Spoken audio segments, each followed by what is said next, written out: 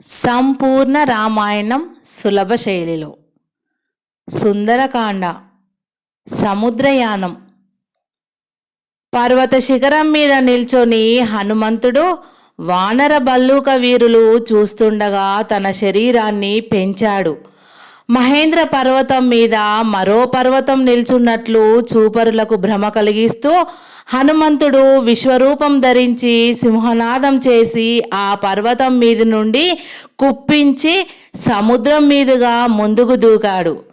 అలా దూకిన వెంటనే చేతులు ముందుకు సాచి లంకానగర వినాశనాన్ని లోకానికి చాటుతున్నట్లు వాలాన్ని గాలిలో తిప్పుతూ గగన వీధికి ఎగిరాడు. పైన అనంతమైన ఆకాశం, క్రింద అగాధమైన సముద్రం ఉన్నాయి. హనుమంతుడు వాయువేగంతో ఆ దక్షిణ సముద్రం మీద గగన మార్గాన ముందుకు దూసుకు వెళ్ళనారంభించాడు. పరమోత్సాహంతో సముద్ర జలాల మీద పయనిస్తోన్న హనుమంతుడు మధ్యాహ్నం వేళకు సముద్ర మధ్య భాగానికి చేరుకున్నాడు.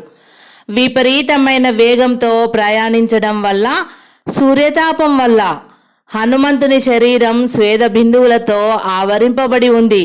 కొంతసేపటికి నిరంతర శ్రీరామనామ స్మరణతో నిత్య ప్రజ్వలిత ప్రోత్సాహుడై శ్రమ తెలియకుండా విశ్రాంతి లేకుండా ప్రయాణిస్తోన్న హనుమంతుని గమన వేగాన్ని అనుసరించి క్రింద ఓ పర్వతం సమాన వేగంతో పయనించసాగింది. ఆ పర్వతం దివ్య కంఠస్వరంతో, ఓ రామభక్త వీరాంజనేయ, నేను మైనాకుడనే పర్వతాన్ని. వరప్రసాది అయి వజ్రాయుధం పొందిన ఇంద్రుడు పూర్వం పర్వతాల రెక్కలు ఖండించే సమయంలో నేను అతని దాటికి వెరచి ఈ దక్షిణ సముద్రం మధ్యలో దాక్కున్నాను. అప్పటి నుంచి ఈ సముద్రమే నాకు ఆశ్రయం ఇచ్చింది.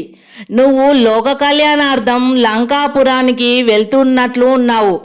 సముద్రుడు నన్ను నీకు పరిచర్యలు చేయమని కోరాడు. దయచేసి నా మీద కొంచెం సేపు విశ్రమించి నన్ను తరింపజేసి మధుర ఫలాలు ఆరగించి చల్లటి తీయటి మంచినీరు త్రాగి నీ కార్యార్థమై వెళ్ళు అని అన్నాడు. హనుమంతుడు కుడి చేత్తో ఆ మైనాకుణ్ణి స్పృశిస్తూ, మిత్రమా, నీ ఆతిథ్యం ఇప్పుడు స్వీకరించే పరిస్థితి కాదు నాది.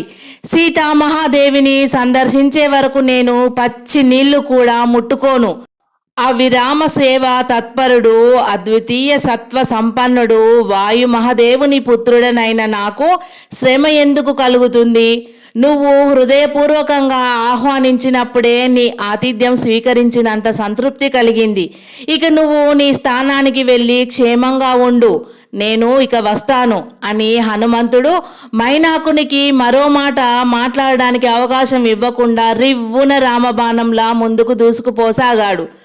ప్రొద్దు పడమటి దిశకు వాలడం ప్రారంభించింది. హనుమంతుడు లంకాద్వీపం కనిపిస్తుందేమోనని కళ్ళు చిట్లిచ్చి ముందుకు చూస్తూ మరింత వేగంతో ప్రయాణిస్తున్నాడు. ఇంతలో ఉన్నట్లుండి హనుమంతుని గమన వేగం స్తంభించిపోయింది. శరీరంలోని నరనరాన్ని ఏదో అదృశ్య శక్తి పట్టి లాగుతున్నట్లు అయింది. క్రమంగా హనుమంతుని శరీరం క్రిందికి ఆకర్షితం కావడం ప్రారంభించింది. ఆ వింత మార్పుకు దిగ్భ్రాంతుడై అతడు, ఔరా, అజేయ పరాక్రముడు, అద్వితీయ శక్తిపరుడు అయిన ఈ వీర హనుమంతుని శక్తిని ప్రతిఘటించే శక్తి మరొకటి ఈ ప్రపంచంలో ఉందా? అందులో ఈ సమయంలో నాకు విఘ్నం కలిగించే పాపచిత్తులను చీల్చివేయక విడిచిపెడతాననే ఇలా చేస్తున్నారా అని హనుమంతుడు రోషోద్రేకంతో హూంకరిస్తూ క్రిందికి పారజూశాడు. సముద్రం మీద పడిన తన నీడను ఆశ్రయించి ఓ వికృత స్వరూపిణి అయిన భయంకర రాక్షసి పెద్ద గుహ వంటి నోరు తెరుచుకొని కనిపించింది హనుమంతునికి. ఓసి రాక్షసి, ఎవరు నువ్వు? నేను శ్రీరామ కార్యార్థం సుదూర ప్రయాణం చేస్తూ వెళుతున్నాను. నీకు నాకు ఏదైనా పూర్వ విరోధం ఉన్నట్ల ఏదుంటే మన ఇద్దరి బలాబలాలను నేను తిరిగి వచ్చేటప్పుడు పరీక్షించుకుందాం. ప్రస్తుతానికి నన్ను నా దారిన వెళ్ళనివ్వు. నిన్ను ప్రతిఘటించి నీతో పోరాడుతుంటే నాకు కాలయాపన జరుగుతోందన్న అభిప్రాయంతో ఇలా అంటున్నాను గాని భయంతో అని మాత్రం అనుకోవద్దు అన్నాడు హనుమంతుడు. ఛాయారూపిణి అయిన ఆ రాక్షసి నోరు మాత్రం కనిపిస్తోంది. ఓరి కోతి, నువ్వు ఎవరి కార్యార్థమైపోతే మాత్రం నాకేంటి? నేను ఈ సముద్రంలో జీవిస్తూ పైన వెళ్ళే పక్షులను నా మాయాశక్తితో వాటి నీడలో ప్రవేశించి నా దగ్గరికి లాక్కుంటాను. ఈనాడు పర్వతం వంటి నీ శరీరాన్ని కడుపార భుజించే అదృష్టం కలిగింది. నువ్వు ఎప్పుడో తిరిగి వచ్చే వరకు ఆకలితో మాడుకుంటూ ఇక్కడ పడిగాపులు కాయమంటావా? అదేం కుదరదు. నువ్వు నాకు ఆహారం కావలసిందే. నా పేరు సింహిక. ఇంతవరకు నా బారి నుంచి యక్ష సాధ్య కిన్నరాదులు కూడా తప్పించుకోలేదు. నువ్వెంత అంటూ ఆ రాక్షసి బిగ్గరగా అట్టహాసం చేసింది. హనుమంతుడు ఇక రాక్షసితో మాటల వల్ల కార్యం చక్కబడదని అనుకున్నాడు. వెంటనే తన శరీరాన్ని ఉండలా చేసి బలమంతటినీ ప్రయోగించి పిడుగులా రివ్వున కిందికి దూకాడు. ఊహించని ఆ ఉట్టిపాటుకు సింహిక ఆశ్చర్యపోతూ హనుమంతుని నీడ నుండి తప్పుకోబోయేలోగానే ఆ వజ్ర శరీరుని దేహం విపరీతమైన వేగంతో వచ్చి సింహిక శరీరాన్ని ఢీకొట్టింది. ఆ వ్రేటుకు సింహిక శరీరం వ్రయ్యలైపోయింది.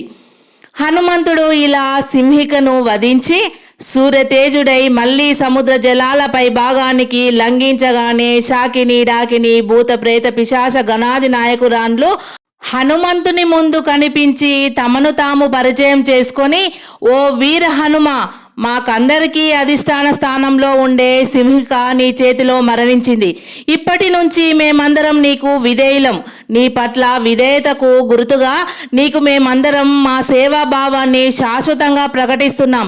ఇక నుంచి నీ భక్తులైన వారెవరైనా సరే లోకంలో మా పిశాచాల చేత పీడింపవలసిన అవసరం వస్తే అప్పుడు నీ నామాన్ని స్మరించుకుంటే చాలు, వారికి ఏ బాధ కలగకుండా ఉంటుంది అని అన్నారు.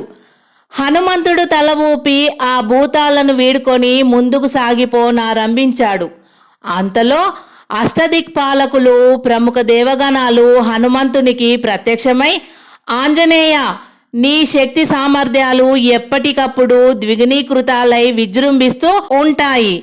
అన్ని పనులలోనూ ధృతి, దృష్టి, మతి, సామర్థ్యం అనే యోగశక్తులు నీకు తోడు నీడలై నిలుస్తూ ఇక నుంచి మా ఆజ్ఞల చొప్పున నిన్ను సేవిస్తూ ఉంటాయి. నీ ప్రయాణం నిరపాయంగా కొనసాగుగాక. నీకు విజయం కలుగుగాక.